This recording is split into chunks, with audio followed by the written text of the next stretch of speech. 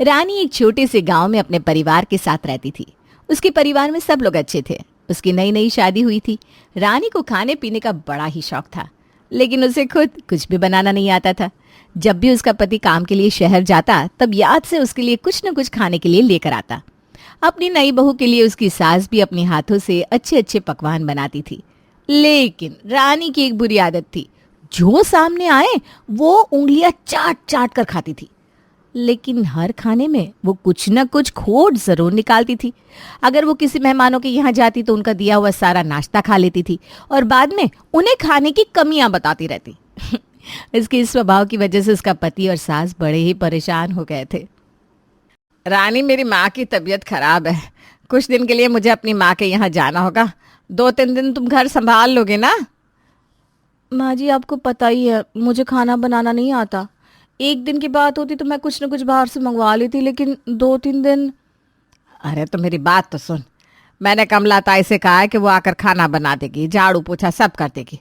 बस तुझे उसे बताना है कि क्या बनाना है और क्या काम करना है। कमला भाई? माँ जी, आपको पता है ना वो किस तरह का खाना बनाती है। मुझे उसके हाथ का खाना बिल्कुल भी पसंद नहीं है। अरे कमला बाई हमारे यहाँ काफ़ी दिनों से काम करती थी, अच्छा खाना बनाती है वो। तुम्हें उसके हाथ का खाना पसंद नहीं था, इस वजह से हमने उसे काम से निकाल दिया। लेकिन अब हमारी भी तो मजबूरी है ना। आज तक तुमने तरह तरह के नौकर खाना बनाने के लिए रखे। कोई गुजराती खाना खास बनाता था, कोई इडली डोसा। लेकिन कुछ ही दिनों में तुम सबको भगा देती हो। वजह है कि तुम्हें उनके हाथ का खाना पसंद नहीं। अब तुम्हारे लिए मैं खुद खाना बनाने लग गई थी। अरे सबकी छोड़ो, तुम्हें मेरे हाथ का भी खाना पसंद नहीं। मुझे भी कितनी सलाह देती हो तुम। माँ जी ये ना करो, माँ जी वो ना करो, ये ना करो, वो ना करो। देखो मुझे ना मेरी माँ के यहाँ जाना है और कमला बाई जो भी बनाए तुम्हें चुपचाप खाना होगा, वरना तुम खुद खाना बना लो। इतना सुनाने की जरूरत नहीं है माँ जी। मैं आपको अपनी माँ की तरह मानती हूँ, इस वजह से आपको खाना बनाने के लिए कहती हूँ। आपके हाथ का बना खाना खाकर मुझे मेरी माँ की याद आती है। क्या सच में तुम्हें मेरे हाथ का खाना खाकर तुम्हारी माँ की याद आती है? मैं वाकई में इतना अच्छा खाना बनाती हूँ? नहीं, मुझे उनके हाथ का खाना भी पसंद नहीं था, लेकिन मैं खा लेती थी। लेकिन खाने में भले ही स्वाद ना हो, उनका प्यार तो था। वैसे ही आपके बनाए खाने में स्वाद हो ना हो, आपका प्यार है। और ये प्यार कमलाबाई के बनाए हुए खाने में थोड़ी ना मिलेगा। उसमें ना स्वाद होगा ना ही प्यार। ये शब्दों का ऐसा खेल खेलती है कि दिमाग बंद पड़ जाता है। इसे समझना मतलब दीवार पर सिर पटकने जैसा है। मैं जो कुछ भी बनाती हूँ उंगलियां चाट चाट कर खाती है और आई बड़ी कहने वाली, स्वाद नहीं प्यार होता है। कुछ कहा क्या आपने माँ जी? नहीं बेटा, कुछ नहीं। अभी का शाम का खाना मैं आज बना कर जाती हूँ। कल सुबह तुम कुछ ना कुछ मंगवा लेना, कल शाम तक मैं वापस आ जाऊंगी। ठीक है माँ जी, थैंक यू। अब ना आप छोले भटूरे बना देना और शाम के लिए आलू पराठे हम गरम करके दही के साथ खा लेंगे। और कुछ फरमाइश महारानी जी? ये फरमाइश थोड़ी ना है माँ जी, ये मेरा हक है। रिश्ते से आप मेरी माँ जी है ना, लेकिन दिल से तो आप मेरी माँ ही हो। बस खाने में ज़रा अच्छा स्वाद हो। और हाँ, कल ये मार्केट से ना गाजर लेके आए हैं, तो गाजर का हलवा भी बना देना। मेरे करम फूटे थे, इसे अपने घर की बहू बनाकर लेकर आई। खुद तो महारानी की तरह आराम करती है और मुझे काम पर लगा देती है। हे भगवान, ऐसी बहू किसी को भी मत देना, चटोरी कहीं की। माँ जी, शायद तला हुआ खाकर आपकी आवाज़ ख़राब हो गई है। आप जो बोल रही हैं मुझे कुछ भी सुनाई नहीं देता। आज आप छोले भटूरे बनाओगी ना, तो वो सब मेरे लिए रखो। आप अपने लिए शाही खिचड़ी बना लेना, नहीं तो आपकी आवाज़ और भी ज़्यादा ख़राब हो जाएगी ना। मैं यहाँ खाने पर नहीं रुकने वाली, खाना बनाकर चली जाऊंगी। वैसे भी काम कर करके जान निकल जाती है, खाना खाने का मन नहीं करता। अब टेंशन ना लो माँ जी। अब आप नानी जी से मिलकर आओ, बाद में रोज़ आप मुझे एक ना एक पकवान सिखाओ। मैं सब कुछ सीख जाऊंगी। और एक बार मैं सीख गई तो आपको कुछ भी बनाने की कोई ज़रूरत नहीं होगी। फिर सबके लिए मैं खाना बनाऊंगी। आप बस आराम ही आराम करना। तुम्हारी शादी को कितने साल हुए रानी? 4 साल हुए माँ जी। आप भूल गई क्या? शायद तला हुआ खाने से आपकी याददाश्त भी कमज़ोर हो गई है। मेरी याददाश्त भी ठीक है और गला भी। लेकिन तुम पिछले 4 सालों से यही कह रही हो मैं खाना बनाना सीख लूंगी। ना कभी तुम खाना बनाना सीखोगी, ना कभी मुझे आराम मिलेगा। क्या माँ जी, आप भी मजाक करती हो। उस दिन नहीं क्या मेहमानों के लिए मैंने जूस बनाया था, सबने कितनी तारीफ की थी। मैं भी क्या इसके मुंह लगती हूँ, इससे बात करना ही बेकार है। सबके लिए खाना बनाकर रानी की सास अपनी माँ के घर चली जाती है। रविवार का दिन था तो घर के सभी मर्द भी दोपहर के खाने पर घर पर ही थे। आज रविवार है, फिर भी आप कहाँ चले गए थे सुबह सुबह रोहन जी? मेरे दोस्त के साथ बाहर गया था, कुछ ज़रूरी काम था। वैसे माँ नहीं दिख रही है, मंदिर गई है क्या? नहीं नहीं, नानी जी की तबीयत खराब है ना, तो माँ जी उनसे मिलने गई हैं। तो फिर तो आज खाना मिलने से रहा, क्योंकि भाभी आप तो कुछ बनाओगी नहीं। मैं कुछ बाहर से लेकर आता हूँ। इसकी कोई ज़रूरत नहीं है। क्यों, आपने खाना बनाया है भाभी? अरे मेरी बात तो सुनो, माँ जी अभी का और शाम का खाना बना कर गई हैं। आप बाहर से कुछ ले आते तो भी मुझे चलता, लेकिन अभी माँ जी ने काफ़ी ज़्यादा खाना बनाया है तो हम यही खाना खाएंगे। लेकिन शाम को सिर्फ आलू पराठे हैं, तो आप शाम को कुछ अच्छा सा खाने के लिए ले आना। बड़ा मन कर रहा है बाहर का कुछ खाने का। सब खाना खाने बैठते हैं। खाना खाने के बाद रोहित और रोहन सुनीता के बनाए हुए छोले भटूरे की तारीफ करते हैं। क्या बढ़िया छोले भटूरे बनाए हैं माँ ने, क्या स्वाद है माँ के हाथ में। रोहित, तुझे पता है आज तक मैंने इतने होटल में खाना खाया है, लेकिन जब तक माँ के हाथ का कुछ ना खा लूँ तब तक दिल नहीं भरता और ना ही पेट। हाँ, छोले तो अच्छे हैं, बस थोड़ा नमक कम है। लेकिन भटूरे नाम मुझे पसंद नहीं आया, कुछ ज़्यादा ही नरम नहीं थे। जितना मज़ा आना चाहिए खाने में उतना आया नहीं। उंगलियां चाट चाट कर छोले भटूरे खा रही थी भाभी आप। आपने कम से कम 9-10 भटूरे तो आराम से खा लिए, फिर भी आप कह रही हो भटूरे अच्छे नहीं है, मज़ा नहीं आया। अगर आपको भटूरे अच्छे नहीं लगे तो इतने खाए क्यों? रोहित, काफ़ी बोलने लगे हो तुम। मैं कुछ कहती नहीं, इसका मतलब ये नहीं कि तुम कुछ भी बोलते रहो। अच्छा है अभी तक इस घर में ज़्यादा कमाई मेरे पति की ही आती है। देख रहे हैं ना, आपका भाई मेरा खाना गिन रहा है, वो भी आपके सामने, लेकिन आप है कि उसे एक लफ्ज़ भी नहीं कह रहे हो। हद हो गई भाई। सच्ची तो कह रहा है वो। अगर तुम्हें छोले भटूरे पसंद नहीं आए तो तुम्हारे लिए कुछ अलग से बना लेती। छोले भटूरे खाने की कोई ज़रूरत नहीं थी।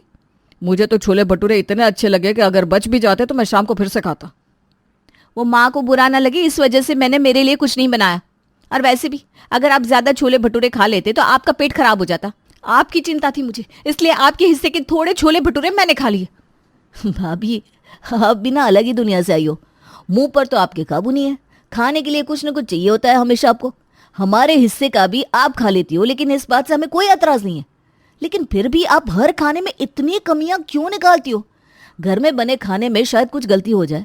आपकी शादी के बाद हमने इतनी कुक रखी, उनमें भी कमियां निकाली, उन्हें बेवजह सलाह देती रही। आपके इस स्वभाव की वजह से वो सारे भाग गए। इतना ही क्या, जब आप नई नई इस घर में शादी करके आई थी, भैया ने बताया था कि आपको अच्छा अच्छा खाने के लिए पसंद है। मैं और भैया शहर से आपके लिए कुछ ना कुछ अच्छा खाने के लिए लेकर आते थे, लेकिन आप पूरा खाने के बाद उसमें भी कमियां निकालती थी। हाँ, तो जो सच है वो बताना चाहिए ना, ताकि अगली बार तुम अच्छे होटल से लाओ कुछ। मैं हर किसी को कमियां इसलिए बताती हूँ ताकि वो अगली बार कुछ सही बनाए जो सबको पसंद आए। रोहित, तुम रहना तो भाई, ये समझने वालों में से नहीं है। ऐसे कई दिन बीत जाते हैं, लेकिन रानी के स्वभाव में कोई बदलाव नहीं आता। उसके लिए कोई कितना भी अच्छा क्यों ना बना ले, वो उसमें कमियां ढूंढ ही लेती थी। रानी के स्वभाव की वजह से उसके परिवार वालों ने मेहमान के यहाँ जाना भी कम कर दिया था। वो मेहमानों के यहाँ जाकर भी उन्होंने दिए हुए नाश्ते में खाने में कमियां निकालती। इस वजह से उनके काफ़ी रिश्तेदार नाराज हो जाते थे।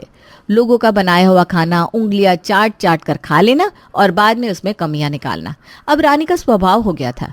किसी के भी समझाने से उस पर कोई असर नहीं होता था। रानी को इसी स्वभाव के साथ पूरे घर वालों ने स्वीकार कर लिया था। कोई उसके तरफ ज्यादा ध्यान नहीं देता था। ऐसे ही एक दिन सब रोहित के लिए लड़की देखने जाते हैं। आइए आइए, बैठिए बैठिए। पिंकी की माँ, मेहमान आ गए हैं, पिंकी को लेकर आओ और मेहमानों के लिए चाय नाश्ते का इंतजाम करो। अरे भाई साहब, इसकी क्या ज़रूरत है, नाश्ता तो होता रहेगा। पिंकी को बुलाओ। पहले नाश्ता, बाकी सब बातें बाद में। हाँ जी, हमारी पिंकी की माँ काफ़ी बढ़िया नाश्ता बनाती है। एक बार आप खाओगे ना तो उंगलियां चाटते रह जाओगे। पिंकी की माँ के हाथ में जो स्वाद है, वैसा का वैसा स्वाद हमारी पिंकी के हाथ में भी है। आप एक बार नाश्ता तो कर लीजिए, फिर आप हमारी पिंकी को बिना देखे ही पसंद कर लेंगे। बहन जी खाना बनाने में कितनी निपुण है, वो दिख ही रहा है। इतने सारे पकवान, लेकिन सच में इतना कुछ बनाने की कोई ज़रूरत नहीं थी। अरे माँ जी, आप मना क्यों कर रही हो? इतना कुछ बनाया इन्होंने तो खा लेते ना। वैसे भी कितने अच्छे अच्छे व्यंजन हैं, देखकर ही मेरे मुंह में पानी आ रहा है। पहले खा लेते हैं, बाद में लड़की देखते हैं। तुम चुप करो, कहाँ क्या बोलना है, तुम्हें कुछ भी समझ में नहीं आता। हर वक्त बस खाने के बारे में सोचती रहती हो। माँ जी, आप बेवजह मुझ पर गुस्सा मत करो।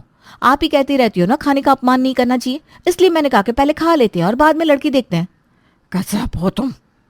क्या हुआ बहन जी, कुछ चाहिए क्या आपको? नहीं नहीं, कुछ नहीं। आप लोग भी करो ना हमारे साथ नाश्ता। रहने दो ना माँ जी, ये लोग भूखे थोड़ी ना होंगे, आपसे नहीं खाया जा रहा तो मैं खा लेती हूँ। सुनीता और रोहन फिर से रानी की तरफ गुस्से से देखते हैं। नहीं नहीं बहन जी, आप लोग आराम से नाश्ता करो, आप मेहमान हो। थोड़ी देर में सबका चाय नाश्ता होता है। सब लोग पिंकी से मिलते हैं। पिंकी दिखने में काफ़ी सुंदर और सुशील थी। रोहित को भी पिंकी पसंद आ जाती है। लगभग सब कुछ नक्की हो ही गया था तब। बेटा रोहित, बेटा पिंकी, तुम दोनों राजी हो ना इस रिश्ते के लिए? मुझे पिंकी पसंद है, अब पिंकी से ही पूछो। मैं भी शादी के लिए तैयार हूँ। तो फिर रिश्ता तय हुआ? तो हमारी तरफ से भी ये रिश्ता नक्की समझो, लेकिन आपकी आओ भगत में हमसे कुछ कमी तो नहीं रहेगी ना बहन जी? हाँ जी, आपको नाश्ता पसंद तो आया ना? अरे सब कुछ काफ़ी बढ़िया था। आपने हमारा स्वागत भी अच्छे से किया और नाश्ता भी अच्छा था। लेकिन तभी रानी बीच में बोल पड़ती है। हाँ जी, हमारा स्वागत अच्छे से हुआ, लेकिन नाश्ता आना कुछ ज़्यादा अच्छा नहीं था। कितनी मिर्ची यूज़ करते हो आप खाने में? अगर आपकी तरह ही आपकी बेटी भी खाना इतना तीखा बनाती होगी तो क्या होगा हमारे पेट का? रोहित, खा पाओगे क्या अपनी पत्नी के हाथ का इतना तीखा खाना? तुम चुप करो। आपकी बहू तो अभी से रोहित जी को हमारी पिंकी के बारे में भड़का रही है। हर तरफ का खाना अलग होता है, स्वाद अलग होता है, और हमारी पिंकी की माँ तो दुनिया का सबसे अच्छा खाना बनाती है, और ये लड़की इसमें भी खोट निकाल रही है। ना बाबा ना, जिस घर में ऐसी बहू है हमें उस घर में अपनी बेटी नहीं देनी। जाइए आप लोग। भाई साहब, आप इसकी तरफ ध्यान मत दो, ये कुछ भी कहती रहती है। ये आपके क्या, ये मेरे खाने में भी खोट निकालती है। ये लड़की ऐसे ही हमारे पिंकी के बनाए हुए खाने में खोट निकालती रहेगी तो इसकी वजह से हमारी पिंकी के और रोहित जी के बीच में झगड़ा तो होना ही है। हमें नहीं बनाना आप लोगों के साथ रिश्ता। आज तक रानी के खाने में कमियां निकालने के स्वभाव की वजह से घर में सबको परेशानी होती थी। पड़ोस के लोग, मेहमान नाराज हो जाते थे, लेकिन फिर भी किसी ने सुनीता को कुछ भी नहीं कहा। लेकिन आज जो लड़की रोहित को पसंद आ गई थी, उसी के साथ रोहित का रिश्ता बनते बनते टूट गया। इस बात को लेकर रोहित काफी उदास हो गया था। घर आने के बाद रानी ने रोहित से माफी भी मांगी। रोहित ने उसे माफ कर दिया क्योंकि रानी भी तो अपनी आदत से मजबूर थी। खाना अच्छा होने के बाद भी उसमें कमियां निकालना रानी का स्वभाव था। अब कोई कर भी क्या सकता है। उसके बाद रोहित के लिए कई रिश्ते आए, लेकिन रोहित किसी भी रिश्ते के लिए हाँ नहीं कहता था। उसे लगता था फिर वैसा ही होगा जैसे पहले हुआ। रोहित की हालत सुनीता से देखी नहीं जा रही थी। वो रोहित के लिए फिर से एक अच्छा रिश्ता ढूंढती है, लेकिन इस बार सुनीता पहले वाली गलती नहीं करती। वो लड़की वालों को सुनीता के स्वभाव की कल्पना पहले ही दे देती है। यशोदा जी, आपकी शुभांगी हमें पसंद है। हमने हमारे रोहित की तस्वीर आपको भेजी थी। क्या आपको रोहित पसंद है? क्या है ना, अगर लड़का लड़की एक दूसरे को पसंद कर ले तो बाकी की बातें हम लोग मिलकर कर लेंगे। आपका घर, अब सब लोग और रोहित जी हमें पसंद है। आप हमारी शुभांगी का हाथ मांगने हमारे घर आ सकते हैं, हमें कोई एतराज़ नहीं है। लेकिन बहन जी, एक बात है, बात ज़रा गंभीर है। बताइए ना बहन जी, क्या बात है? ये बात हमारे घर तक ही सीमित रहेगी। वो क्या है ना, हमारी बड़ी बहू रानी दिल की बड़ी साफ है, लेकिन बेचारी को एक बीमारी है। वो हर बात ना उल्टे तरीके से बोलती है। मतलब अगर कोई चीज़ उसे पसंद हो तो वो कहेगी नहीं नहीं, ये चीज़ बिल्कुल भी अच्छी नहीं है। अगर नमक ज़्यादा हो तो वो कहेगी नमक कम है, और अगर नमक कम है तो वो कहेगी ज़्यादा है। अब हम लड़की देखने आ रहे हैं तो हम हमारी बड़ी बहू को घर पर तो नहीं रख सकते, तो आप उसकी तरफ ज़्यादा ध्यान मत दो। वो जो भी कहेगी कहने दो। वो कहेगी खाना तीखा है, मतलब खाना काफ़ी अच्छा बना है। वो कहेगी नमक कम है, तो समझना नमक की मात्रा खाने में बिल्कुल अच्छी है। इस बीमारी में ना इंसान ज़्यादातर मजाक करता है, ऐसा डॉक्टर ने कहा है। तो उसका स्वभाव ना बिल्कुल मजाकिया हो गया है।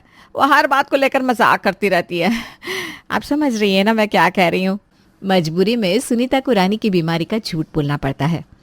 हाँ जी, बिल्कुल समझ रही हूँ। आजकल ना कुछ भी बीमारियाँ निकल रही है, वो ऐसी बीमारी भी हो सकती है। लेकिन आपकी बड़ी बहू की बीमारी का हमारी बेटी की ज़िंदगी पर कोई असर नहीं होगा ना? अरे ना ना बहन जी, मैं हूं ना, मैं आपकी बेटी को अपनी बेटी की तरह संभालूंगी।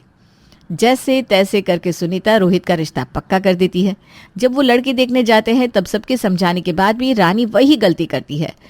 उन्होंने दिए हुए नाश्ते में गलतियां निकालती है। शुभांगी के पापा नाराज हो जाते हैं कि ये कैसी लड़की है, मेहमानों के घर जाकर पूरा नाश्ता खाने के बाद उनके मुंह पर ही खाने की बुराइयां कर रही है। लेकिन शुभांगी की माँ रानी की बीमारी के बारे में मनोहर को समझाती है। फिर उसका गुस्सा शांत हो जाता है और बिगड़ती बिगड़ती बात ठीक हो जाती है। हमें लेन देन की कोई अपेक्षा नहीं है, बस हम बच्चों की खुशियाँ चाहते हैं। हमारी तरफ से तो ये रिश्ता नक्की हुआ जी। तो पास ही का मुहूर्त निकलवाते हैं और जल्दी से रोहन और शुभांगी की शादी कर देते हैं। शुभांगी और रोहन की शादी का मुहूर्त निकलता है। रोहन को बताकर रानी शादी में कई तरह के खाने के पकवान का आयोजन करती है। सिर्फ खाने पर ही रोहन का काफी खर्चा हो जाता है। शादी में भी कोई कुछ नहीं कहता, पर रानी खुद ही खाने की बुराइयां करती है। मेहमानों को बताती फिरती है कि हमने खाने का 1 नंबर आयोजन किया था, लेकिन आचार्य ने कुछ भी ढंग का नहीं बनाया। आप जैसा भी बनाए आप लोग अच्छा समझकर खा लीजिएगा। रोहन उस पर काफी गुस्सा होता है, लेकिन सुनीता उसको समझाती है। ऐसे ही दिन बीतते रहते हैं, लेकिन रानी के स्वभाव में कोई बदलाव नहीं आता। नई दुल्हन अपने हाथों से खाना बनाकर सबको खुश करने की काफी कोशिश करती है, लेकिन उसने बनाए हुए खाने में कमियां निकालकर रानी शुभांगी को हमेशा नाराज कर देती थी। लेकिन सुनीता समझाकर शुभांगी को मना लेती।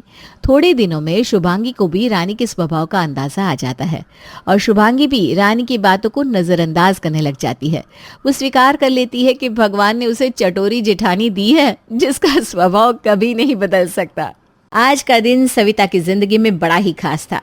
उसके इकलौते लाडले बेटे राज की दुल्हन निधि की आज ससुराल से मायके के लिए विदाई हो रही थी। वैसे तो आपने आमतौर पर देखा ही होगा कि जब बेटियां अपने ससुराल के लिए विदा होती है तो माँ को बड़ी घबराहट हुआ करती है, लेकिन यहाँ पर कुछ उल्टा चक्कर चल रहा है। विदाई बहू की हो रही है, लेकिन सास ससुराल में सास की फूली हुई है। सास सविता दुल्हन के भाई से कहती, देखो बेटा, वो तो रस्म की बात है कि हमें अपनी बहू को आप लोगों के साथ विदा करना पड़ रहा है, वरना हम तो एक दिन के लिए भी निधि को अपनी आंखों से दूर ना होने देते। आंटी जी, आप लोग इतना घबरा क्यों रहे हैं? अरे भाई चिंता मत करिए, आपकी बहू को अपने घर में रखने का 25 साल का एक्सपीरियंस है हमारा। इसे वहाँ किसी भी बात की कमी थोड़ी ना होगी। वो बात नहीं है बेटा, देखो शादी से पहले ये उस घर की बेटी थी, जैसे चाहे वैसी रहती होगी। तब तो हमारा जोर नहीं था, लेकिन अब ये हमारी बहू है। अब पिछले 1 महीने में कितनी मुश्किल से इसकी सेहत में थोड़ा सुधार हुआ है। अब अगर आप लोगों ने ज़रा भी लापरवाही दिखाई तो फिर से वज़न कम हो जाएगा मेरी बहू का। अरे आंटी जी, आप एकदम निश्चिंत रहिए। इसके खाने पीने सोने हर चीज़ का एकदम बढ़िया इंतज़ाम कर दिया है हम लोगों ने। अब तो बस आप हमें इजाज़त दीजिए। एक बात कहें आपसे, आप ना बहुत घबराती हैं। अरे भाई, इकलौती बहू है हमारी, चिंता क्यों नहीं होगी हमें। और देखो, हम बताए दे रहे हैं, निधि को किसी भी बात की दिक्कत परेशानी नहीं होनी चाहिए। और निधि बहू, तुम ध्यान से सुनो बेटा, 2-4 दिन की बात है, ऐसा सोच कर वहाँ परेशानी मत झेलना।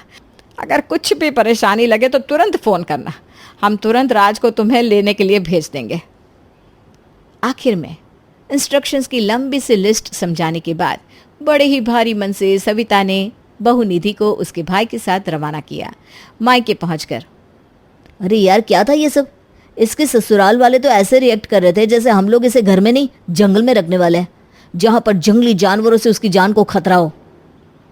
अरे बेटा, कोई बात नहीं, लड़के वालों की बात का बुरा नहीं माना जाता। अभी नई नई शादी हुई है, इसलिए दिखावा कर रहे हैं प्यार का। अगले दिन सुबह, गुड मॉर्निंग भाभी, जाग गई ना आप? हाँ हाँ, मैं तो सुबह 4 बजे ही उठ जाती हूँ। क्या हुआ, कुछ खास बात है क्या? भाभी, आई एम श्योर निधि अभी सो रही होगी, इसलिए उसके जागने से पहले ना एक बढ़िया सी कॉफ़ी प्लीज़ उसके पास ले जाकर ही उसे उठाना। उसको बेड टी की आदत है ना। हाँ, अच्छा ठीक है, जैसा आप कहें। मैं निधि के लिए कॉफ़ी बना देती हूँ, फिर उसे जगाऊंगी। अरे भाभी, मैं तो आपको बताना ही भूल गया, प्लीज़ निधि को ना खाली पेट चाय या कॉफ़ी मत देना, उसे गैस हो जाएगी। आप उसे बिस्किट खिलाकर ही चाय देना। अरे ठीक है, आप चिंता मत करो, मैं दे दूँगी दोपहर में। मम्मी जी, आजकल गर्मी बहुत ज़्यादा है, निधि के कमरे में एसी तो चल रहा है ना? हाँ बेटा, एसी चल रहा है, वो आराम से सोई हुई है, आप निश्चिंत रहो। हाँ अच्छा, वो सब तो ठीक है मम्मी जी, लेकिन आप ना थोड़ा ध्यान रखिएगा। निधि ना एक बार सोने के बाद एसी पर ध्यान ही नहीं देती। कहीं ऐसा ना हो कि 16 पर एसी करके वो सो जाए और उसे सर्दी हो जाए। आप बीच बीच में जाकर एसी का टेम्परेचर चेक करते रहना। अरे आप चिंता मत करिए, मैं उसके साथ कमरे में ही हूँ। जैसे ही कमरे में ठंडक होगी मैं एसी बंद कर दूँगी। हाँ, वो ठीक रहेगा। वैसे लंच तो करके सोइए ना वो। अरे कहाँ लंच करके सोइए, बस मैं उसे खाने के लिए जगाने ही जा रही थी। उठ जाए तो खाना खा ले। अरे मम्मी जी, निधि तो थोड़ी लापरवाह है ही, लेकिन आप लोग तो कम से कम उसका ध्यान रखिए। ऐसे कैसे चलेगा? अब देखिए 2 बज रहे हैं और अभी तक उसने खाना नहीं खाया। अब वो कब उठेगी, कब खाना खाएगी? पता है, मायके जाने के बाद ना बेटी की जिम्मेदारी उसके घर वालों की होती है। आप लोग थोड़ा तो ध्यान रखिए उसका। अब कुछ दिन के लिए उसको आपके यहाँ भेज दिया, इसका मतलब ये थोड़ी ना है कि वो अपनी मनमानी करेगी। अरे दामाद जी, आप ना बिना बात ही परेशान हो रहे हैं। ऐसी कोई बहुत देर नहीं हुई है और लिली ने खाना बना दिया है, निधि उठते ही खा लेगी। आप परेशान मत होइए। अच्छा ठीक है, आप उसे खाना खिला दीजिए, मैं थोड़ी देर बाद फ़ोन करूँगा। अगले दिन। अरे लेली भाभी, आप कल कह रही थी ना कि आप सुबह 4 बजे उठ जाती हैं, कहीं निधि को भी सुबह 4 बजे नहीं उठा देते ना आप लोग? अरे नहीं नहीं, निधि 4 क्या 8 बजे भी नहीं उठती। वो तो मुझे सुबह उठकर माँ जी को चाय नाश्ता देना होता है ना, घर का काम निपटाना होता है, इसलिए मुझे थोड़ा जल्दी उठना पड़ता है। बाकी घर की बेटियों के लिए ऐसा कोई नियम नहीं है, आप निश्चिंत रहिए। हाँ फिर ठीक है भाभी, अब सुबह 4 बजे उठ जाएगी तो उसकी नींद कैसे पूरी होगी। बस यही सोच कर ना मैंने आपको फ़ोन किया था कि इतनी सुबह सुबह उठाकर उसकी नींद डिस्टर्ब मत करिएगा। जिस दिन से निधि अपने मायके आई थी, उसी दिन से राज और उसकी माँ ने फ़ोन कर करके घर में लगभग सभी को परेशान कर दिया था। 4 दिन बाद। अरे भाई, तेरा तो अनोखा ससुराल देखा हमने। जब देखो तब दामाद जी का फ़ोन आता रहता है। कभी कहते हैं मेरी पत्नी ने खाना खाया कि नहीं, कभी पूछते हैं ठीक से सोई कि नहीं सोई, एसी चल रहा है या गर्मी में सो रही है, एसी चल रहा है तो कितने पर चल रहा है। अरे इतनी चिंता कौन करता है भाई। ठीक ही कह रहा था अनुज, ऐसा लग रहा है कि तू अपने मायके नहीं आई, कहीं अमेज़ॉन के जंगल में पहुंच गई है, जो इन्हें तेरी इतनी चिंता हो रही है। अरे भाई, तू फ़ोन करके समझा नहीं सकती उनको कि तू अपने मायके आई है और मायके में लड़कियों को कोई तकलीफ़ नहीं होती। अरे हम तो ये पहले ससुराल वाले देख रहे हैं जो बहू की चिंता में घुले जा रहे हैं, वरना ऐसी कौन सास होगी जो लड़की की माँ को फ़ोन करके कहे कि मायके में हमारी बहू का ध्यान रखना। क्यों मम्मी, आपको ये बात अजीब क्यों लग रही है? अगर मेरी सास मेरी परवाह कर रही है, मेरी देखभाल कर रही है, तो इसमें गलत क्या है? अरे बेटा, ऐसे मायके वालों को बहू का ध्यान रखने की हिदायत देने वाला ससुराल किसका होता है? अरे भाई, हमने तो ऐसी उल्टी रीत होते आज तक कभी नहीं देखी। अलग ही झक्की किस्म के हैं तेरे ससुराल वाले। बहुत सही कह रहे हैं। बहू को प्यार करने वाले, इज्जत मान सम्मान आदर देने वाले लोग झक्की ही लगते हैं इस दुनिया को, और बहू को अपनी जूती के नीचे दबाकर रखने वाले समझदार और खानदानी। ठीक कहा ना मम्मी मैंने? क्या कमी है मेरे ससुराल वालों में जो आप उनको झक्की कह रही? यही ना कि वो लोग अपनी बहू को बेटी से भी ज़्यादा चिंता करते हैं। मैं 16 बरस की थी जब शादी करके लिली भाभी इस घर में आई थी। मैंने उस कच्ची सी उम्र में हमेशा लिली भाभी को आपके सामने डर से कांपते हुए देखा। हमेशा यही देखा कि आप भाभी पर हुक्म चलाती हैं, और भाभी बिना कुछ भी सवाल जवाब किए आपकी बातों को पत्थर की लकीर मानकर उसको निभाती है। सही गलत में अंतर करने की उम्र नहीं थी मेरी, इसलिए जो भी अपनी आंखों से देखा उसे ही सच समझा। मुझे तो हमेशा यही लगता था कि शायद शादी करके ससुराल जाने का मतलब अपने आत्मसम्मान के साथ समझौता करना ही होता है, क्योंकि आपने तो मेरे सामने ऐसा ही एग्जाम्पल सेट किया था ना। शादी के नाम से ही मुझे डर लगता था, लेकिन क्या कर सकती थी। मेरे ना चाहने पर भी आप लोगों ने राज का रिश्ता मेरे साथ किया, और फिर एक दिन मेरी भी शादी हो गई। शादी करके मैं अपने ससुराल पहुंची तो उसके बाद मेरा एक नई तरह की सास से सामना हुआ। एक ऐसी सास जो गुस्सा नहीं करती थी, मेरे किए काम में गलती नहीं निकालती थी, जो मुझे अपने घर में लाई हुई काम करने की मशीन नहीं इंसान समझती थी। तेरा मतलब क्या है?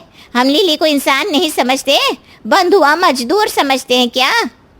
अरे ऐसा कौन सा काम करवा लिया तेरी लिली भाभी से जो तू इतनी बड़ी बड़ी बातें कर रही है?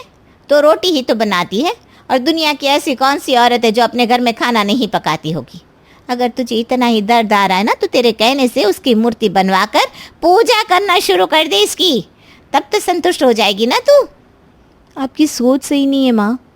जब आपको पता चलेगा ना कि ससुराल में जाने के बाद मेरे साथ क्या हुआ, तब आपको समझ में आएगा कि मैं आपको क्या समझाना चाह रही हूँ। निधि की शादी के अगले दिन सुबह 5 बजे। माफ़ कीजिए माँ जी, अभी सुबह उठने की आदत नहीं है ना, इसलिए उठने में देरी हो गई। कल से मैं पूरी कोशिश करूँगी कि समय से उठकर आपके लिए चाय बना दिया करूँ।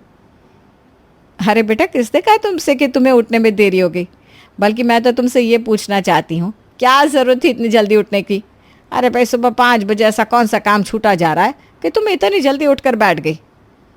अपना राज हो गए ना माँ जी, इसीलिए ऐसी बात कर रही है ना। मैं वादा करती हूँ कल से पक्का समय से उठ जाऊँगी। अरे नहीं बेटा, मैं तुमसे बिल्कुल नाराज़ नहीं हूँ, बल्कि मैं सच में ये जानना चाह रही हूँ कि तू इतना घबरा क्यों रही है। वो माँ जी, मैं लेट उठी जिसकी वजह से आपने खुद से चाय बना कर पी, और अब मुझे सुबह उठने के लिए भी मना कर रही हैं, इसलिए मुझे लगा कि आप मुझसे नाराज़ हैं। बेटा अभी तेरी सास इतनी बूढ़ी नहीं हुई कि एक कप चाय बना कर ना पी सके।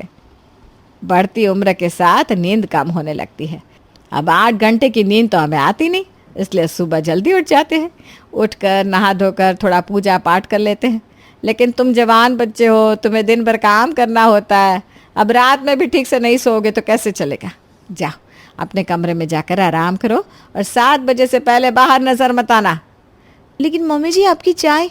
अरे भाई, तुम तो चाय चाय करके लगता है मेरी चाय ही छुड़वा दोगी। अरे कोई आफत नहीं आ जाती भाई एक कप चाय बनाने में, है? बनाकर पी ली तो क्या हो गया। वो क्या है ना मम्मी जी, मैंने अपने घर में हमेशा से यही देखा है कि मेरी भाभी मम्मी के उठने से पहले उठती हैं, नहा धोकर उनके लिए चाय बनाती है और उसके बाद ही घर के सारे काम शुरू करती हैं। बेटा ये तो कोई नियम नहीं हुआ कि अगर हमें 4 बजे उठना है तो हम बहू को भी 4 बजे उठा कर खड़ा करते। बहू बेटों की भी अपनी ज़िंदगी होती है। अगर हमें 4 बजे उठने का मन है तो बहू को अपने साथ उठने के लिए दबाव बनाना ये गलत बात है। ये सारी बातें अपने मन से निकाल दो, मुझे इस बात से कोई तकलीफ़ नहीं है। और सुनो, अभी ना ठंडी का मौसम चल रहा है, सुबह सुबह नहाने की भी कोई ज़रूरत नहीं है। अरे जैसे मेरे बेटा बेटी सुबह उठकर चाय पीते हैं उसके बाद ही नहाने धोने के लिए जाते हैं, तुम भी मेरे लिए राज की तरह ही हो बेटा। सुबह उठकर आराम से चाय पियो, उसके बाद नहाने जाओ। और तुम पर क्या नहाने का दबाव बनाऊंगी मैं? मेरा नालायक बेटा तो खुद सर्दियों के मौसम में 10 बार कहने पर नहाने को तैयार होता है। अब तुम बहू हो, इसका मतलब ये तो नहीं ना कि हम तुम पर बस दबाव ही बना कर रखे। कुछ दिनों के बाद, मम्मी जी, राज आज शाम को मूवी देखने के लिए कह रहे थे, अगर आप परमिशन दे तो मैं इनके साथ मूवी देखने जाऊं? अरे बेटा, तुम पति पत्नी का प्रोग्राम बन रहा है तो ज़रूर जाओ, हम रोकने वाले परमिशन देने वाले कौन होते हैं। ठीक है मम्मी जी, फिर आप बता दीजिए आप लोग शाम को खाने में क्या खाएंगे, मैं सब कुछ तैयार कर देती हूँ, वरना बाद में आपको खाना बनाने में दिक्कत होगी ना। अरे बेटा, तुम घूमने जा रही हो, आराम से अपनी तैयारी करो और निश्चिंत होकर फिल्म देखो। घर पर जो है वो अपने खाने की चिंता खुद कर लेगा। हाँ, मैं समझी नहीं मम्मी जी, आप मेरे मूवी जाने से नाराज़ हो गई हैं क्या? अरे भाई, तुम मुझसे इतना घबराया मत करो, मैं कोई पागल हूँ क्या? छोटी छोटी बातों पर तुमसे नाराज़ हो जाऊंगी। अरे बेटा, तुम घूमने जा रही हो तो जाओ ना, आराम से जाओ, घूम फिर कर आओ, हमें कोई दिक्कत नहीं है। और तुम्हें यहाँ कोई खाना बनवाने के लिए थोड़ी ना लेकर आए हैं। ये तुम्हारी सज़ा थोड़ी ना है कि तुम शाम को घूमने जाओगी तो सबका खाना बना कर ही जाओगी। इतना बर्डन लेने की ज़रूरत नहीं है बेटा, हम सब देख लेंगे, आराम से जाओ तुम, ठीक है? मम्मी जी तो बिल्कुल ही अलग स्वभाव की हैं। मेरी भाभी को जब कहीं भैया के साथ जाना होता था तो बेचारी भाभी मम्मी के सामने 10 बार नाक रगड़ती थी, तब जाकर मम्मी उन्हें घर का सारा काम और खाना बनाकर ही बाहर भेजने को तैयार होती थी। लेकिन मम्मी जी तो जैसे मुझ पर किसी भी काम का दबाव ही नहीं डालते। मुझे तो कभी लगता ही नहीं कि मैं घर की बहू हूँ। मेरे खाने पीने से लेकर सुबह उठने, रात को सोने, हर चीज़ का ख्याल रखती है मम्मी जी। मुझ में और राज में कभी फ़र्क ही नहीं करती। अरे निधि बेटा, तब से तुम रसोई में लगी हुई हो, अपना खाना क्यों नहीं लगाया तुमने? वो मम्मी जी, आप सब लोग खा लीजिए, उसके बाद रसोई की सफाई करके मैं भी खाना खा लूँगी। अरे रसोई कहीं भागी जा रही है क्या, जो तुम सबको खिलाने के बाद और रसोई को साफ करने के बाद खाना खाओगी? चलो अपना खाना लगाओ और यहीं साथ में टेबल पर बैठ कर खाओ। लेकिन मैं आप लोगों के साथ बैठकर। क्यों, तुम इस घर में अछूत हो क्या? हैं, जो हमारे साथ बैठकर खाना नहीं खा सकती, या हम तुम्हारे साथ बैठकर खाना नहीं खा सकते? कोई समस्या है क्या? नहीं नहीं, कोई समस्या नहीं है मम्मी जी। वो एक्चुअली मेरे घर में भाभी सबको खिलाकर साफ़ सफाई करने के बाद ही खाना खाती थी, इसलिए मैं भी। देखो बेटा, तुम्हारे मायके में पता नहीं तुम्हारी मम्मी कौन से ज़माने के रीति रिवाज निभाने में लगी है, लेकिन मैं उन सासों में से बिल्कुल नहीं हूँ जो बहू को सिर्फ काम करने की मशीन समझते हैं। अरे बेटा, कब से तू किचन में लगी हुई है, बहुएं क्या थकती नहीं? बल्कि कायदे से तो तुझे सबसे पहले खाना चाहिए, क्योंकि सबसे ज़्यादा थकान तो तुझे ही होती है। लेकिन देखो, समाज के नियम, जो पकाता है वही सबसे आखिर में खाता है। यही कारण है कि आधे से ज़्यादा औरतें तो पेट भर के खाना भी नहीं खा पाती, क्योंकि उनके खाने के लिए भरपेट खाना बचता ही नहीं। घर के मर्द और बड़े लोग ही सारा खाना खत्म कर देते हैं। कायदे से होना तो ये चाहिए कि सबका खाना एक साथ निकालना चाहिए, ताकि अगर खाना कम भी पड़ रहा है तो सब लोग मिलकर एडजस्ट कर लें। ऐसा ना हो कि आखिर में खाने वाला बंदा भूखा ही रह जाए। मम्मी जी बहुत अच्छी हैं, उन्हें कितनी फिक्र है मेरी। बहुत किस्मत वाली हूँ जो ऐसा ससुराल मिला। बेचारी लीली भाभी किन हालातों में इतने साल से मेरे मायके में गुजारा कर रही हैं। उन्हें तो अपना ससुराल किसी जेल से कम नहीं लगता होगा, लेकिन फिर भी बेचारे बिना आवाज़ किए चुपचाप मम्मी की मनमानी बर्दाश्त कर रही हैं। बहुत हो गया, अब किसी को तो मम्मी का विरोध करना ही पड़ेगा। मुझे कुछ ना कुछ ऐसा करना पड़ेगा कि मम्मी को अपनी गलती समझ में आए। उसके बाद मैं आप लोगों से मिलने के लिए मायके आ गई और आपको अपनी गलती का एहसास हो जाए, इसीलिए राज, मेरी सासू माँ और ससुर जी फ़ोन करके मेरा हालचाल पूछते रहते हैं, ताकि आपको समझ में आए कि बहू की परवाह करना कोई गलत बात नहीं है, बल्कि जिस लड़की को आप इस वादे पर ब्याह करके लाए थे कि अपने घर की लक्ष्मी बनाएंगे, उसके साथ ऐसा सौतेला और रुखा व्यवहार कितना गलत है। उम्मीद है आपको अपनी गलती समझ में आ गई होगी मम्मी, और अब आप लीली भाभी के साथ कम से कम वैसा व्यवहार नहीं करेंगे जैसा आप आज तक करते आए हैं। ये कहाँ का कानून है मम्मी कि भाभी सबसे आखिर में सोए और सुबह सबसे पहले उठ जाए? क्या फ़र्क पड़ जाएगा अगर आप सुबह उठकर एक कप चाय अपने आप बनाकर पी लेंगी? साल के 365 दिन तो भाभी सबके लिए खाना बनाती है। क्या हो जाएगा अगर 2-4 दिन भैया के साथ घूमने जाते समय आप उन्हें बाहर से खाना खाकर आने की छूट दे देंगी? अगर आप उनके आराम का ध्यान नहीं रखोगे तो वो कैसे आपको अपनी माँ समझेंगी? बहू से बुढ़ापे में सेवा करने की चाह तो सभी को होती है, लेकिन बहू की जवानी बर्बाद करने में सबसे बड़ा हाथ भी इन सासों का ही होता है। बहू सबके लिए पकाएगी, लेकिन आखिर में खाएगी। सबसे पहले जागेगी, लेकिन सोएगी आखिर में। बिना पूछे कहीं आ जा नहीं सकते, खुल के हंस नहीं सकते, अपने मन का खाना तक नहीं खा सकते, पहन नहीं सकते। ऐसी जिंदगी कोई क्यों जीना चाहेगी मम्मी? ससुराल को जेल नहीं, उनका घर बना दीजिए। अपने अंदर थोड़ा सा बदलाव लाकर देखिए मम्मी, भाभी के चेहरे की खोई हुई हंसी वापस आ जाएगी। बेटी की बात सुनकर नीति की माँ को एहसास हुआ कि उसने आज तक अपनी बहू के साथ बहुत ही बुरा व्यवहार किया है, इसलिए वो वादा करती है कि आज के बाद वो अपनी बहू को अपनी बेटी के समान समझेगी। एक संपन्न परिवार में पैदा हुई शुभी को बचपन से कभी किसी भी चीज़ के लिए समझौता नहीं करना पड़ा था। भाई हो या माता पिता, वो परिवार में सभी की लाडली थी। उसके मांगने से पहले ही मंजू और महेश हर चीज़ लाकर उसके सामने रख देते थे। मायके में उसके पास अपना कमरा था जिसे उसने अपनी मर्जी से सजाया हुआ था। शायद ही कोई ऐसा दिन रहता था जब घर में शुभी की पसंद का खाना ना बना हो। धीरे धीरे समय बीता और शुभी एक नवयुवती बन गई। शुभी की अब शादी की उम्र हो गई है, आप कोई अच्छा लड़का देखकर बात चलाइए ना। अरे कैसी बात करती हो भाग्यवान, अर्णव शुभी से बड़ा है, पहले तो अर्णव की शादी होनी चाहिए। नहीं नहीं नहीं, पता नहीं कल को कैसी बहू आए। मैं पहले शुभी को विदा करना चाहती हूँ, उसके बाद ही बहू लेकर आएंगे। अपनी बेटी की शादी में मैं अपने सारे अरमान पूरे करना चाहती हूँ। दिल खोल कर खर्च करूँगी अपनी इकलौती बेटी की शादी में। पति की जिद के आगे महेश की एक भी नहीं चलती और जल्द ही शुभी के लिए महेश एक बड़े व्यापारी का रिश्ता ढूंढ कर लाता है। देखो शुभी की माँ, वैसे तो लड़के ने MBA की हुई है, लेकिन अपने पिता के साथ बिजनेस में ही लगा हुआ है। अगर तुम्हें ठीक लगे तो यहाँ शुभी के लिए बात चलाऊँ? अरे नेकी और पूछ अगर लड़का वाकई अच्छा है तो देर किस बात की, आप जल्दी से बात चलाइए। अच्छे रिश्तों को ज़्यादा इंतज़ार नहीं कराना चाहिए, उसके लिए लड़कियों की कोई कमी तो होगी नहीं। मंजू की बात सुनकर महेश जल्द ही नवीन के साथ शुभी के रिश्ते की बात चलाता है और बहुत जल्द खूब धूमधाम से शुभी की शादी नवीन के साथ हो जाती है। मंजू और महेश ने तो अपनी तरफ से अच्छे समृद्ध परिवार में ही बेटी का रिश्ता किया था, किंतु कहते ना, माता पिता संतान के लिए बस दुआ कर सकते हैं, उनकी किस्मत नहीं लिख सकते। शादी के कुछ दिन बाद न जाने प्रवीण भैया और भाभी को क्या हो गया है। जब से मेरी शादी हुई है, भैया और भाभी ने घर का बंटवारा करने की जिद पकड़ ली है। भैया भाभी से ऐसी उम्मीद मुझे कतई नहीं थी। लेकिन आप दोनों तो पापा जी का ही बिजनेस चलाते हो ना, फिर बंटवारा कैसे होगा? इसी बात की तो चिंता है शुभी। पापा नहीं चाहते कि वो अपने खून पसीने की मेहनत से खड़े किए हुए बिजनेस के टुकड़े करें, लेकिन भैया तो किसी की बात सुनना ही नहीं चाहते। वैसे तो पापा मना ही कर रहे हैं, लेकिन लगता है पापा भैया की ज़िद के आगे ज़्यादा दिन टिक नहीं पाएंगे। नवीन के बड़े भाई प्रवीण की जिद के कारण शुभी के ससुर बिजनेस के 3 हिस्से कर देते हैं और गुस्से में दोनों बेटों से अलग रहने लगते हैं। पापा अपने भैया के साथ रिश्ते खत्म कर दिए।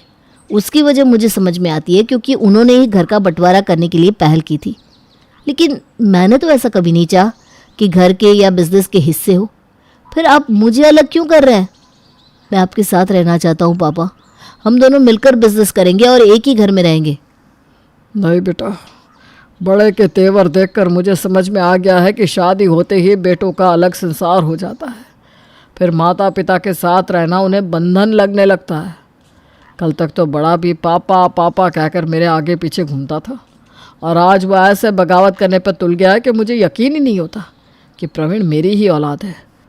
इससे पहले कि तेरे सुर भी बदल जाए, मैंने तुझे भी अलग कर दिया है। जब तक मेरे हाथ पांव चल रहे हैं, मैं अपना अच्छा बुरा खुद देख सकता हूँ।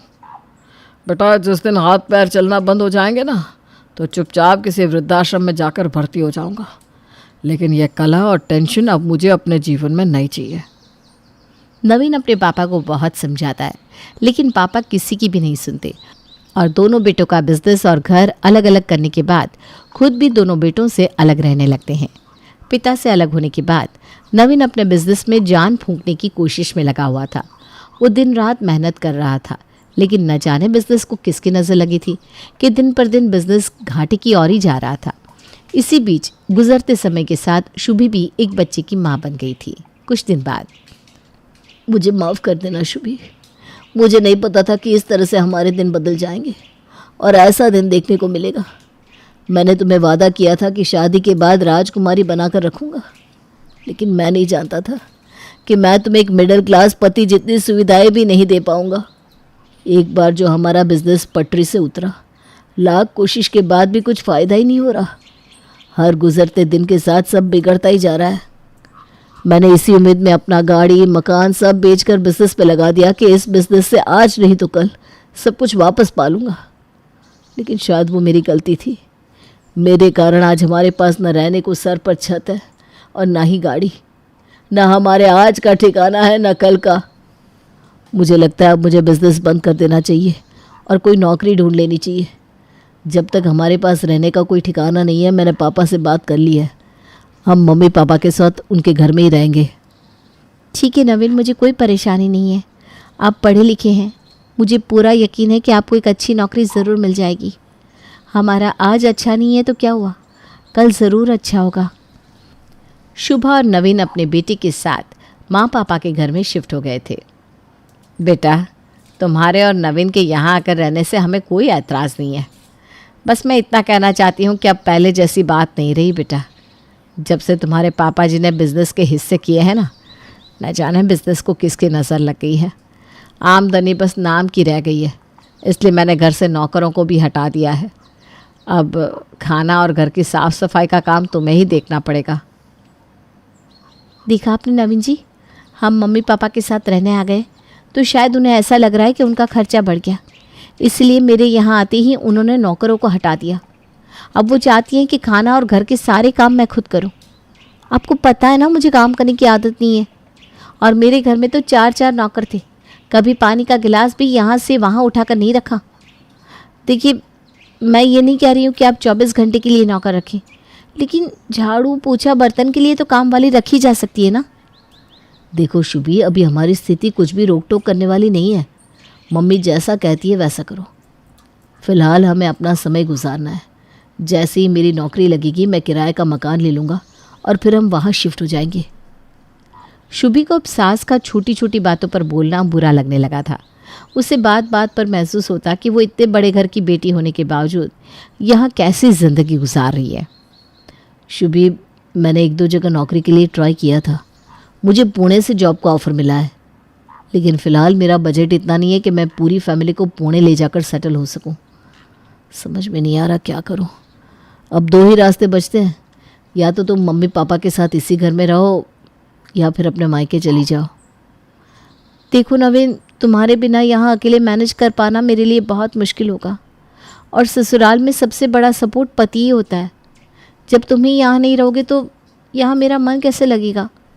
और मम्मी की यहाँ सारी सुख सुविधा है। आपको पता ही है ना, आजकल माँ जी छोटी छोटी बातों के लिए मुझे रोक टोक करती हैं। मैं ऐसा करती हूँ, अपने मायके चली जाती हूँ, कुछ दिन उनके यहाँ रह लूँगी। जैसे ही तुम्हारा जॉब थोड़ा सेटल होगा मैं तुम्हारे साथ पुणे आ जाऊँगी। ठीक है, जैसी तुम्हारी मर्ज़ी, मैं तुम्हें फोर्स नहीं करूँगा। जैसा तुम्हें ठीक लगे तुम वैसा ही करो। वैसे भी इस समय हम बहुत बड़े फाइनेंशियल क्राइसिस में हैं और मुझे तो कुछ सूझ ही नहीं रहा। पति के पुणे जाने के बाद शुभी अपने मायके चली गई थी। एक ही शहर में ससुराल और मायका होने के कारण शादी के बाद इतने सालों में शुभी कभी भी 1-2 दिन से ज़्यादा वहाँ रुकी नहीं थी। उसे उम्मीद थी कि मायके में उसका ज़ोरदार स्वागत होगा और सभी लोग उसके मायके आकर रहने के फैसले से बहुत खुश होंगे। मायके पहुंचकर, मम्मी, मैं अपने कमरे में सामान रख देती हूँ, उसके बाद आराम से बातें करेंगे।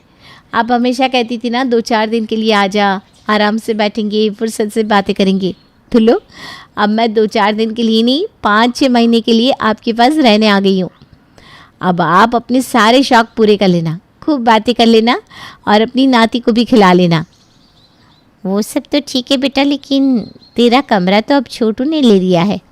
तेरे कमरे में उसने अपना सामान वगैरह जमा कर रखा है। तो ऐसा कर, गेस्ट हाउस में अपना सामान सेट कर ले। अरे मम्मी, छोटू के पास तो अपना कमरा था ना, फिर उसने मेरा कमरा क्यों ले लिया? बेटा, अब इतने सालों से खाली पड़ा था तेरा कमरा, फिर शादी के बाद उनके पास सामान बहुत हो गया तो उसने कहा कि मम्मी मैं यूज़ कर लेता हूँ ये रूम। बेटा, खाली कमरे से तो उसके काम आ जाए वही अच्छा है ना, इसलिए हमने कहा रख लो, तुम इस्तेमाल करो। अब वो अपने ऑफिस का लैपटॉप, डेस्कटॉप, फाइल वगैरह उस कमरे में ही रखता है और तेरी भाभी का भी ना कुछ पर्सनल सामान रहता है उस कमरे में। मुझसे पूछे बिना मेरा कमरा भैया भाभी को दे दिया। जैसे मम्मी पापा के लिए अब उनकी छोटी और उसकी यादें मायने ही नहीं रखते। उन्होंने तो शायद मन बना लिया था कि मैं कभी वापस उस कमरे में आकर रहने वाली नहीं हूँ। मेरे जिस कमरे में मैं एक सामान अपनी मर्ज़ी के बिना यहाँ से वहाँ नहीं होने देती थी, अब मेरा वो कमरा मेरा ही नहीं रहा। कितनी अजीब बात है। और मैं शिकायत भी नहीं कर सकती। मम्मी ने कितनी आसानी से कह दिया कि मैं मेहमानों के कमरे में जाकर अपना सामान सेट कर लूँ। मतलब अब मैं उनके लिए एक मेहमान हो गई हूँ। अचानक शुभी को कुछ महीने पहले की घटना याद आने लगती है, जब वो और नवीन मम्मी पापा जी के घर मदद मांगने पहुंचे थे। मम्मी, मैं अपना सामान कहाँ रखूँ? अरे बेटा, पूरा घर ही तेरा है, जहाँ तेरा मन करे वहाँ सामान रख दे, जहाँ तुझे बैठना हो वहाँ बैठ जा। घर को जैसे सजाना है वैसे सजाना, मैं तो सब तेरे ऊपर छोड़ रही हूँ। तो कोई मेहमान बनकर थोड़ी ना आई है, और बहुएं डर डर कर पूछती हुई अच्छी नहीं लगती, अधिकार जमाती हुई अच्छी लगती है। अरे बेटा, क्या हुआ? मैं रानो को बोलकर तेरा सामान गेस्ट हाउस में शिफ्ट करवा देती हूँ। ठीक है मम्मी, जैसा आपको। मैं अपना सामान गेस्ट रूम में रख देती हूँ। अगले दिन, क्या बात है बेटा, बड़ी थकी थकी सी लग रही है, रात में सोई नहीं क्या? कुछ नहीं मम्मी, अगर इसी बात की चिंता होती तो आप मुझे गेस्ट रूम में भेजते ही नहीं। आपको पता है ना, मुझे बचपन से ही अपने बेड पर सोने की आदत है। किसी और बेड पर अगर मैं लेट जाऊं तो मुझे नींद ही नहीं आती। अब एडजस्ट करने में मुझे कम से कम 1 हफ़्ता लगेगा। फिर भी आपने मुझे मेरे कमरे की बजाय गेस्ट रूम में भेज दिया। अरे वो बात नहीं है बेटा, तू मेरी बातों का गलत मतलब मत निकाल। अच्छा ये बता, खाने में क्या खाएगी? कुछ भी बना लो मम्मी, क्या फ़र्क पड़ता है। अरे बेटा, तुझे क्या खाना है मैं वही बनाऊंगी। अच्छा ठीक है, आज अपने हाथ की कढ़ी चावल बनाकर खिला दो। बहुत दिन हो गए कढ़ी चावल नहीं खाए। दोपहर के समय नौकरानी रानो सबका खाना लगाने लगती है। अरे रानू, मैंने तो मम्मी को कहा था कि आज कढ़ी चावल बना देना लंच में, फिर ये छोले चावल क्यों बना दिए? दीदी, आपने तो कढ़ी चावल बोला था, लेकिन फिर थोड़ी देर बाद बड़ी भाभी आई, कहने लगी रानो तुझे अक्ल नहीं है, शनिवार के दिन तो काले चने और चावल बनते हैं, तो कढ़ी किसी और दिन बन जाएगी। आज तो काले चने की सब्ज़ी और चावल बना दे। तो मैंने बना दिए। अब नाराज़ मत हो दीदी, मैं आपके लिए कढ़ी चावल कल बना दूँगी। रहने दे रानो, तू माफ़ी क्यों मांग रही है? ठीक है ना, तुझे तो जैसा कहा जाएगा तो वही करेगी। और अब मैं तो मेहमान हो गई हूँ। तुझे अपनी भाभी की बात ही माननी चाहिए। रानू की बात सुनकर उसे अपनी सास की कही बातें याद आने लगती है। मम्मी जी, क्या सब्जी बनेगी आज? आप बता दीजिए, मैं बना दूंगी। अरे बहू, जो पसंद हो बना ले, इतना सोचा मत कर। जो तेरी पसंद वही हमारी भी पसंद। क्या रोज़ रोज़ मुझसे पूछने आती है? हैं बेटा, तुम जवान लोग हो, तुम्हारी उम्र में खाने पीने का शौक़ होता है। हमारा क्या है, अब उम्र हो गई है, जो बन जाए वही ठीक। ठीक है माँ जी, फिर मैं आज छोले भटूरे बना लेती हूँ। मेरा कई दिनों से मन हो रहा था। अरे बेटा, अगर तेरा मन हो रहा था तो फिर तुझे पहले ही बना लेना चाहिए था ना। इस पे संकोच वाली क्या बात है? और देख, तू अपने घर में है, तेरा जो मन करे वो खा, जैसे मन करे वैसे रह। इतना बंधन महसूस करने की कोई ज़रूरत नहीं है बेटा। मम्मी जी रोज़ मेरी पसंद का ही खाना बनवाती थी। कभी ऐसा नहीं हुआ कि अगर मुझे कढ़ी खाने का मन हो और उन्होंने कुछ और बनवा दिया हो। और यहाँ मेरी माँ अब बहू की पसंद को बेटी से ऊपर रख रही है। शायद यही अंतर होता है। जो शादीशुदा बेटियाँ मायके में ज़्यादा दिन टिकना नहीं चाहती। ऐसा लग रहा है जिस घर में मैं बचपन से पली बड़ी हूँ, वहाँ मेरा अधिकार ही अब खत्म हो गया हो। शुभी बात को आगे बढ़ाना नहीं चाहती थी। वो नहीं चाहती थी कि उसके कारण मायके में तनाव या मन मुटाव की स्थिति पैदा हो, इसलिए चुपचाप लंच करने लगती है। तभी उसे अपने बेटे शिवम के रोने की आवाज़ सुनाई देती है। शुभी उठकर बच्चों के कमरे में जाती है तो देखती है शुभम और भाभी का बेटा श्रेयस आपस में झगड़ रहे हैं। अरे बेटा, क्यों रो रहे हो तुम? क्या बात हो गई? मम्मा, श्रेयस अपना किसी भी खिलौना मुझे हाथ लगाने भी नहीं देता। मैं कोई भी सामान छूता हो तो मुझसे वापस छीन लेता है। कहता है अगर मुझे खेलना है तो मैं अपने खिलौने लेकर आऊँ। शिवम बेटा, तू दे देना उसके खिलौने। वो ऐसा ही है, बिना बात अभी चिल्ला चिल्ला कर पूरा घर सर पर उठा लेगा। तू आजा, मैं तुझे कुछ खाने के लिए देती हूँ। नहीं नानी, मुझे कुछ नहीं खाना, मुझे खिलौने चाहिए। ये क्या बात हुई? मम्मी श्रेयस को भी तो समझा सकती थी। वो शिवम से उम्र में बड़ा है और घर में 2-2 बच्चे हैं, तो दोनों को मिलकर खेलना चाहिए। उल्टा मम्मी अपने पोते का ही सपोर्ट कर रही है।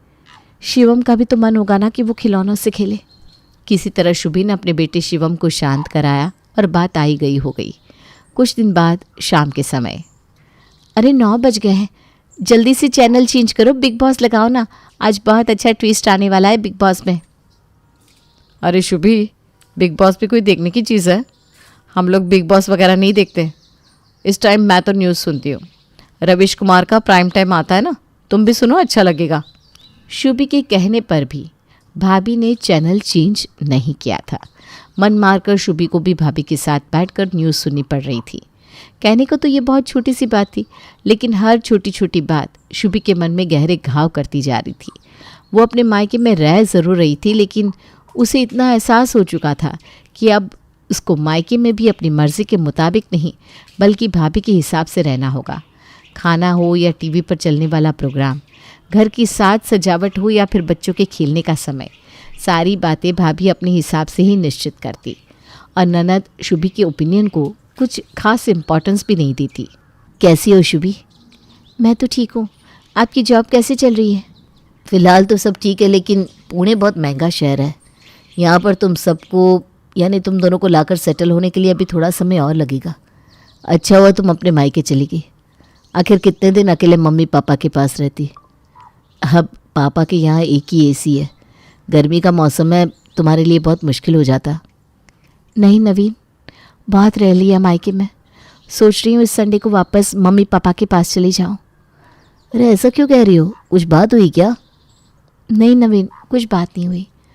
बस मुझे इतना समझ में आ गया है कि मायके की घी लगी रोटी से ससुराल की सूखी रोटी ज़्यादा स्वादिष्ट लगती है। हाँ, मुझे समझने में थोड़ा वक्त ज़रूर लगा, लेकिन अब बहुत अच्छे से समझ में आ गया है। मुझे पूरा यकीन है कि मम्मी जी पापा जी मुझे किसी भी तरह की तकलीफ़ नहीं होने देंगे। तुम आराम से अपनी जॉब करो, चिंता की कोई बात नहीं है, मैं वहाँ मैनेज कर लूँगी। मायके में मेहमान बनकर रहने से अच्छा है कि मैं अपने ससुराल में हक और धौंस के साथ खुशी खुशी रहूं। शुभी को तो ये बात समझ में आ गई थी, लेकिन क्या आप शुभी की बात से सहमत हैं? क्या वाकई ससुराल की सूखी रोटी मायके की घी वाली रोटी से ज़्यादा स्वादिष्ट होती है? अपनी राय हमें ज़रूर बताइएगा।